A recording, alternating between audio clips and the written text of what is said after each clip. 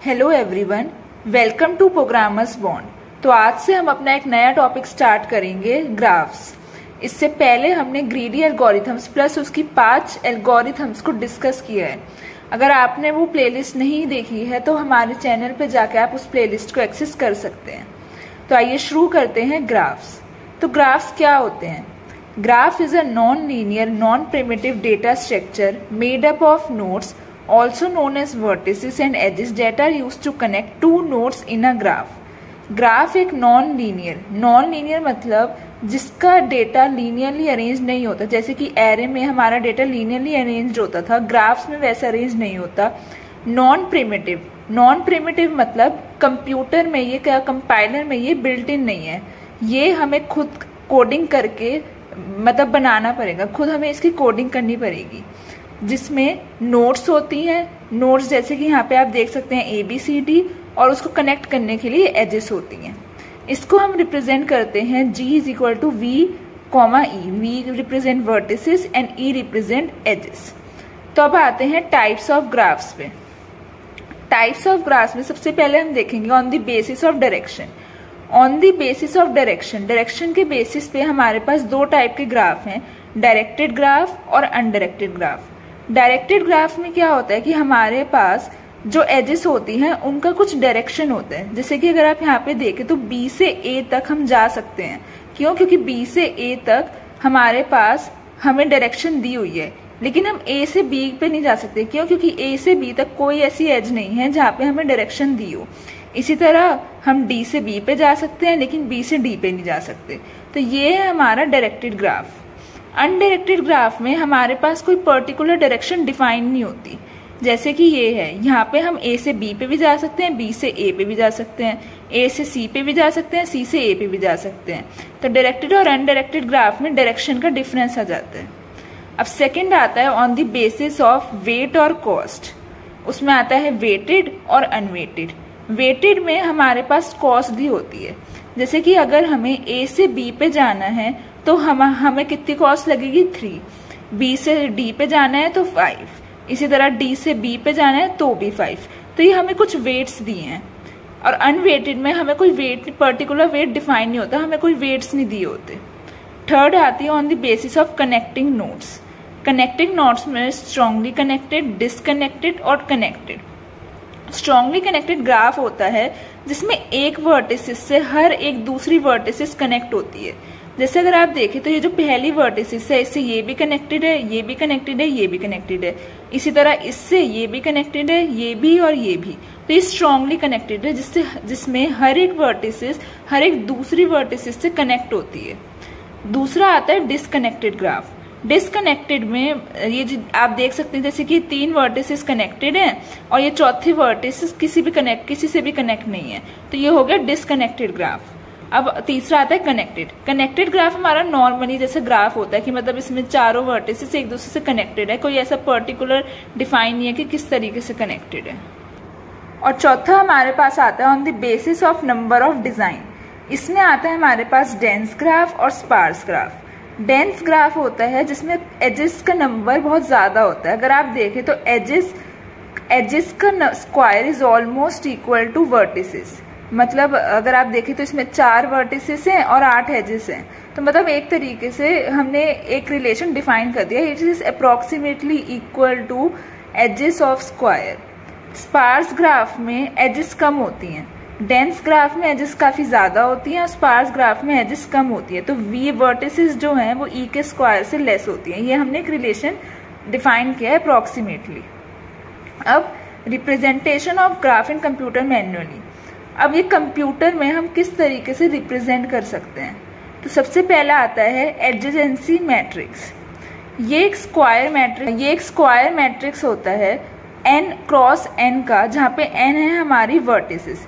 मतलब अगर हमारे पास 4 वर्टिसेस है तो मैट्रिक्स का ऑर्डर क्या होगा? 4 × 4। 5 वर्टिसेस है तो 5 × 5। और इसकी रिप्रेजेंटेशन कैसी होती है? हम मैट्रिक्स में 1 लिखते हैं अगर i j मतलब नोड्स के बीच में एजेस है, और 0 अगर नहीं है। जैसे कि एग्जाम्पल देखते हैं, ये हमारे पास एक ग्राफ गिवन है और उसके कॉरस्पॉन्डिंग हमें उसका मैट्रिक्स बनाना है। तो अगर आप देखें तो 1 से 1 हमारे पास कोई एज है नहीं, तो यहाँ पे हम 0 लिख देंगे। इसी तरह 2 से 2 नहीं है, 3 से 3 नहीं है, 4 से 4 नहीं है, मतलब जो सेल्फ लूप है हमारे पास है ही नहीं इस ग्राफ में, तो हम सबके लिए 0 लिख देंगे। फिर 1 से 2 हमारे पास एक एज है, यानी 1 if I J belongs to E of G. अब आई जे मतलब जो हमारी एक एज है वो बिलोंग कर रही है, 1 2 से हमारी एक एज बिलोंग कर रही है, तो 1 to 2 1 आ जाएगा। 1 2 3 आप देख सकते हैं हमारे पास कोई कनेक्शन नहीं, 1 से 3 हमारे पास कोई कनेक्शन नहीं है, तो यहाँ पे हम लिख देंगे 0। 1 से 4 हमारे पास कनेक्शन है, तो यहाँ पे हम लिख देंगे 1। 2 से 1 भी है तो 1, 2 से 3 है 1, 2 से 4 भी है, आप देख सकते हैं डायगोनल एज है हमारे पास, तो 2 से 4 भी है, तो यहाँ पे भी 1। 3 से 1 नहीं है तो 0, 3 से 2 1, 3 से 4 1, 4 से 1 है तो 1, 4 से 2 है तो 1, और 4 से 3 1। तो ये हमारे पास एक मैट्रिक्स आ गई जो कि n क्रॉस n, यानी इस केस में हमारे पास n क्या था 4, तो ये 4 क्रॉस 4 की मैट्रिक्स है, जहाँ पे अगर रिलेशन है तो वहां पे हम 1 लिख देंगे, रिलेशन नहीं है तो 0 लिख देंगे। अब दूसरा आता है हमारे पास इंसिडेंस मैट्रिक्स। इसमें हमारे पास 3 वैल्यूज होती है, जैसे ऊपर हमारे पास 1 0 की फॉर्म में हम रिप्रेजेंट कर रहे थे, यहाँ पे हम 3 वैल्यू से रिप्रेजेंट करेंगे।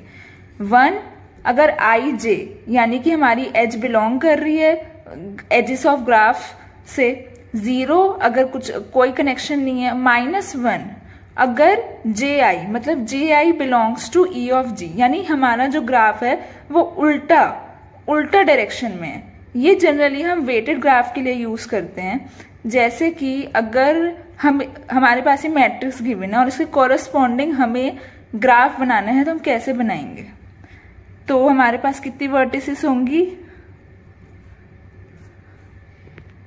हमने 4 वर्टिसेस बना लिए हैं। अब हम इसके कॉरस्पॉन्डिंग मैट्रिक्स को देख के इसमें ग्राफ्स को डिजाइन करेंगे।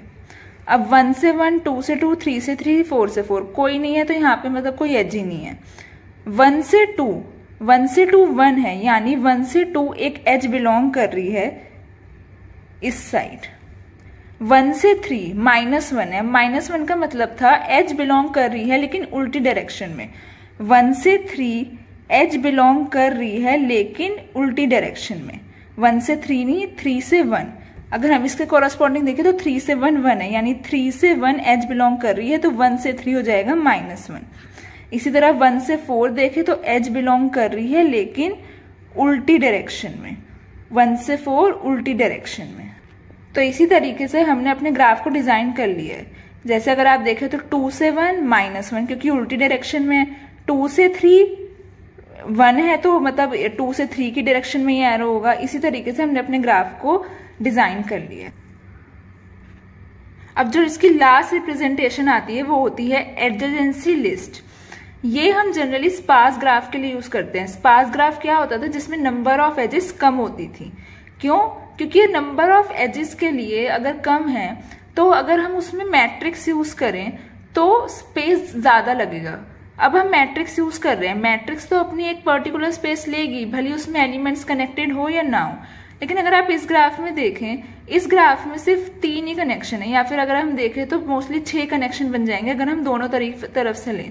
लेकिन हमारा मैट्रिक्स तो साइज उतना ही लेगा और हमारी जो कंप्यूटर में मेमोरी होगी वो वेस्ट होगी।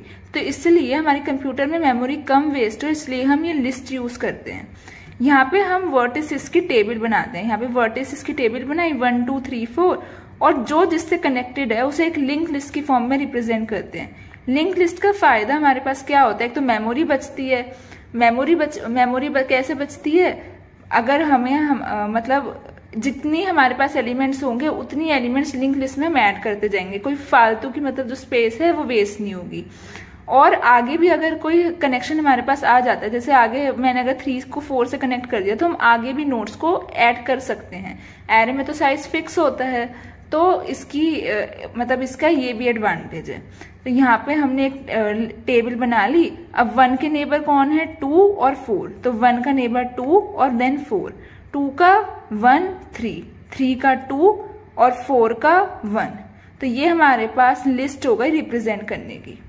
तो ये था हमारा ग्राफ्स का इंट्रोडक्शन। नेक्स्ट वीडियो में हम ग्राफ ट्रेवर्सल एल्गोरिथम से शुरू करेंगे। तो आई होप आपको ये वीडियो पसंद आई हो। अगर आपको ये वीडियो अच्छी लगी है तो हम अपने दोस्तों के साथ जरूर शेयर कीजिए और इसे लाइक भी कीजिए। Thank you.